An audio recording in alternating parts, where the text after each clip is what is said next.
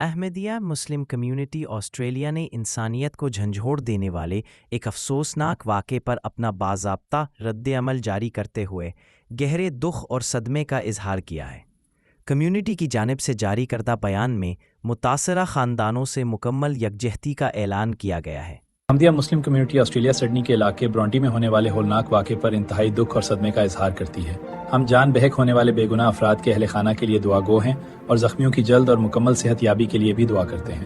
Australia میں آمیز اقدامات جن کا ہدف بے گناہ افراد ہوں اور جن کا مقصد خوف اور تقسیم پیدا کرنا ہو، اس نوعیت کے تشدد آمیز اقدامات جن کا ہدف بے گناہ افراد ہوں آسٹریلیا میں کسی صورت قابل قبول نہیں۔ احمدیہ مسلم کمیونٹی کے نیشنل صدر امام انعام الحق پوسر نے کہا کہ ہم ایک پرامن کمیونٹی اجتماع پر ہونے والے اس صفاقانہ حملے پر دل گرفتہ ہے۔ اس نوعیت کے تشدد آمیز اقدامات جن کا ہدف بے گناہ افراد اور جن کا مقصد خوف اور تقسیم پیدا کرنا ہو، آسٹریلیا میں کسی صورت قابل قبول نہیں۔ کسی ایک کمیونٹی پر حملہ ہم سب پر حملہ ہوتا ہے۔ احمدیہ مسلم کمیونٹی آسٹریلیا اس مشکل گھڑی میں تمام آسٹریلین عوام سے اپیل کرتی ہے کہ وہ اتحاد اور ہمدردی کا مظاہرہ کرے، عقیدے اور پس منظر کی بنیاد پر تقسیم پیدا کرنے کی کسی بھی کوشش کو مسترد کرے۔ ہم نیو ساؤتھ ویلز پولیس اور تمام ہنگامی خدمات کے عملے کے بروقت اور بہادرانہ رد عمل کو سراہتے ہیں۔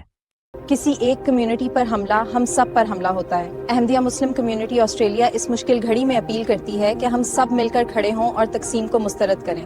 ہم نیو ساؤتھ ویلز پولیس اور تمام ہنگامی عملے کے بروقت اور بہادرانہ رد عمل کو سراہتے ہیں۔ احمدیہ مسلم کمیونٹی آسٹریلیا اس عزم کا اعادہ کرتی ہے کہ وہ ہمیشہ امن، باہمی احترام اور انسانیت کے فروغ کے لیے اپنا کردار ادا کرتی رہے گی۔ نفرت اور تشدد کے مقابلے میں محبت، اتحاد اور ہمدردی ہی وہ راستہ ہے جو معاشروں کو محفوظ اور مضبوط بناتا ہے۔